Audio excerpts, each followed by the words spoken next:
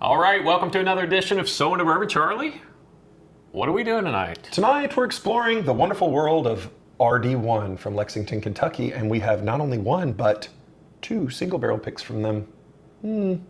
Looking forward to it. Let's do it.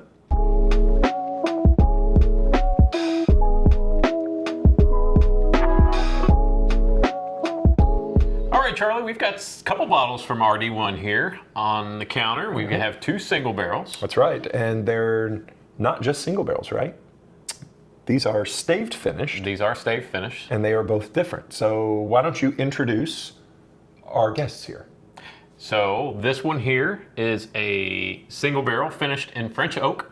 And this happens to be a Fraser Museum single barrel pick that I picked up at an event just a couple weeks ago. That we picked up. We were there at an event. Yes, and the Fraser History Museum, if you've watched any of our episodes, you've seen we've done content there with Stephen and interviews. It's a great place. They host events and bourbon tastings and all sorts of things, and RD1 was at this last one. So there's that. And then this is a Kroger Chris's Pick single barrel. where did we get this? We got this from Mr. Judd Porter. Hey, Yes. thank you, Judd. Yeah, so while I was over picking up another bottle from him, he handed me that one. He was like, hey, this is one I picked up. I guess it was on clearance for like $9. Yeah. And he grabbed a bunch of them, so he's like, y'all just keep that. So this is, shout out to Judd. as Glenn mentioned, this is a Kroger Chris's Pick. Chris is who does the barrel picks for our local Kroger here. And I vividly remember last summer seeing these hit, and they were, I want to say they were $79.99 I think so. or $69.79. Somewhere around $80. And there were a lot of them. And I just remember thinking, man, that's a lot. Like, it just looked like a lot because they're in these little Kroger liquor stores. And then a couple months later, I heard a bunch of people were calling me and be like, dude, they marked those down to $9. And they were gone. Yeah, like, so people buying whole cases. This one is finished with toasted brown sugarwood staves. Or not staves, they use a chain, just like 2XO. 2XO does. Awesome. Yeah. So probably in a tote, and then they put the chain in, would be my guess. We can't confirm, but that's usually how you do that. So this bad boy is 121.68 proof. That's very precise. That is very precise. 4+ years old. Okay. Both same mash bill.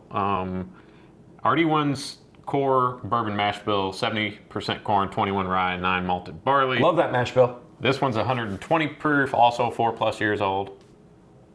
You want to get into it? Let's get into it, and we'll talk some more. Which one do you want to do first? How about just the regular French oak? Okay. Which so the is Fraser the pick. skinny one. No. Oh, no, that's the fat one. Fat bottle, fat glass. Fat so, boy. all right, here we go. Great color. Wow. Yeah, it's got a nice brown sugar color. It really does. I mean, just a really nice kind of copper brown, dark copper. Puts a nice ring at the top of the glass. Sticks to the glass very well. 121.68 it's not running proof. down at all, hardly. Yeah, it's oily. All right. Smells nice.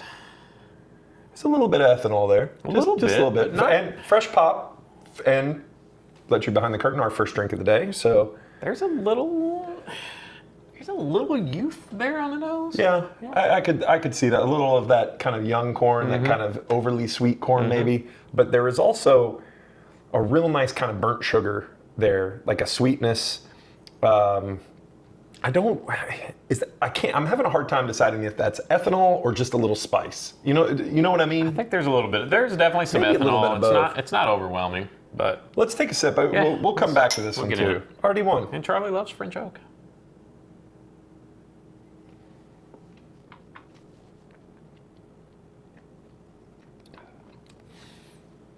It's actually pretty nice. You know, it is. I'll go first.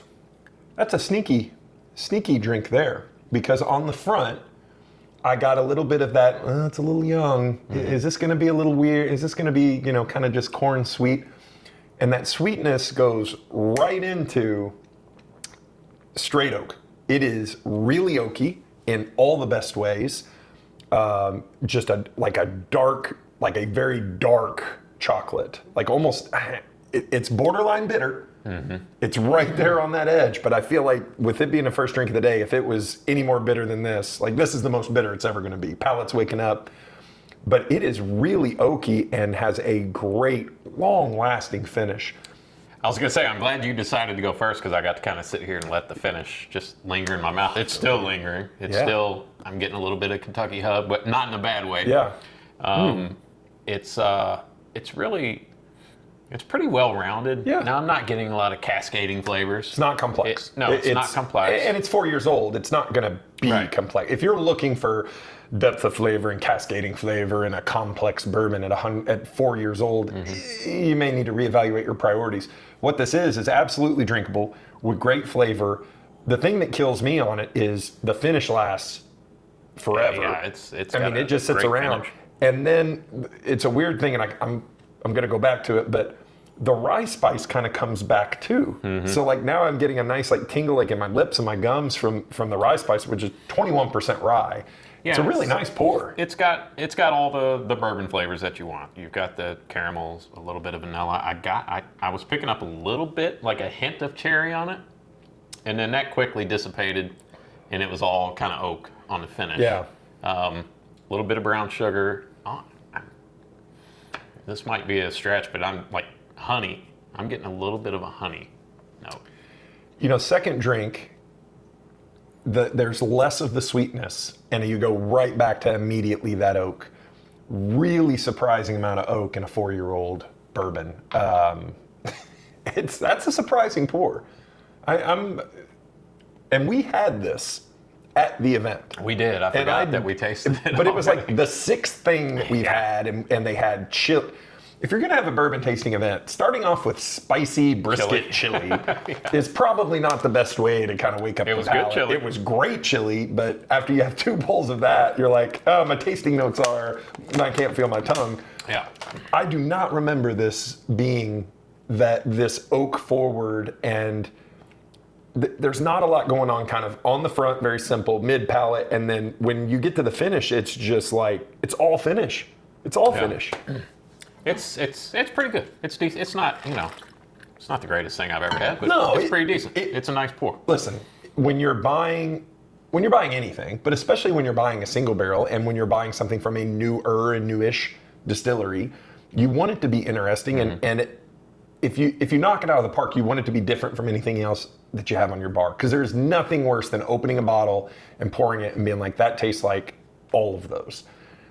I can't think of anything that we have or that we have had that kind of has that flavor profile that is that so oak forward. I'm getting, as we sit here, I'm getting maple syrup on the finish, which, We'll get into that.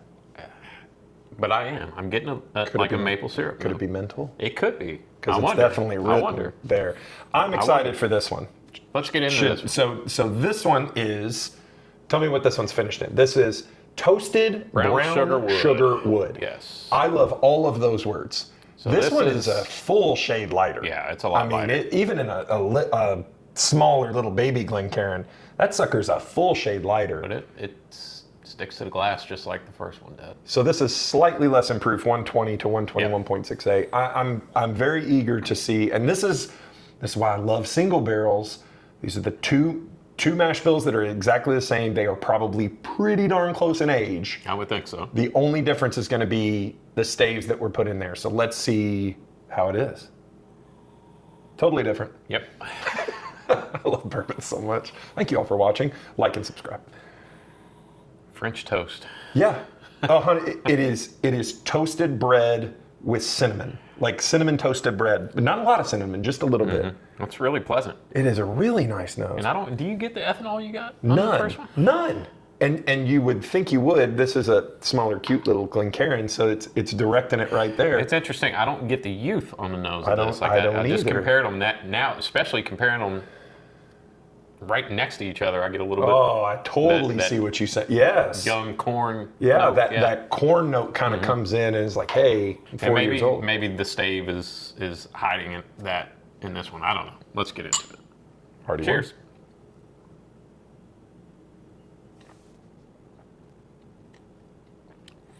Totally different.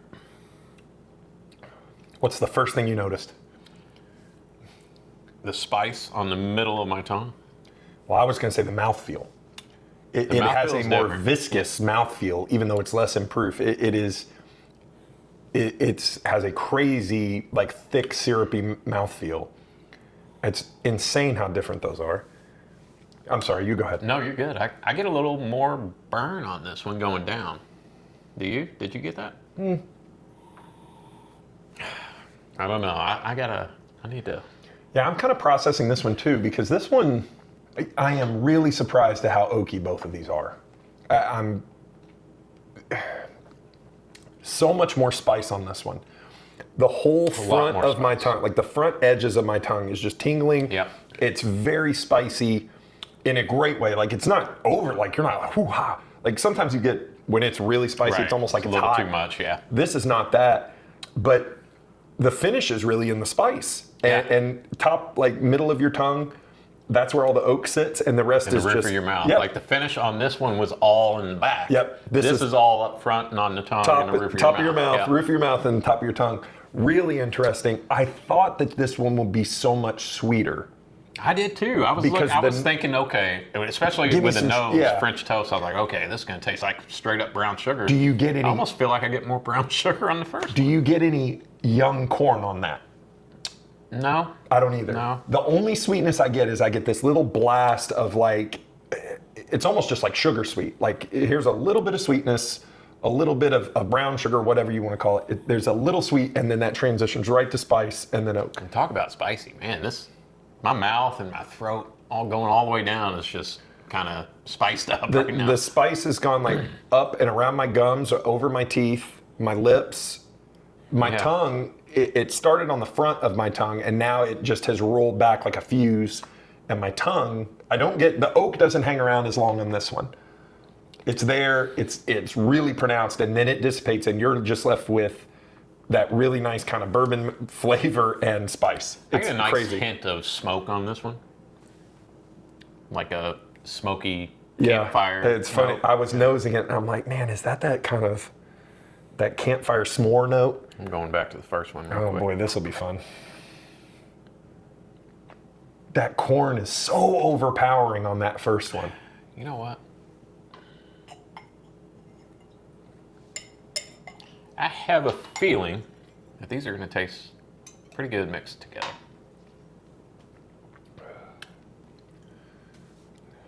I got a feeling. This is what you're watching. This is why you This is subscribe. excitement. Hard-hitting content like us blending 2 single barrels of RD1. Totally changes the nose.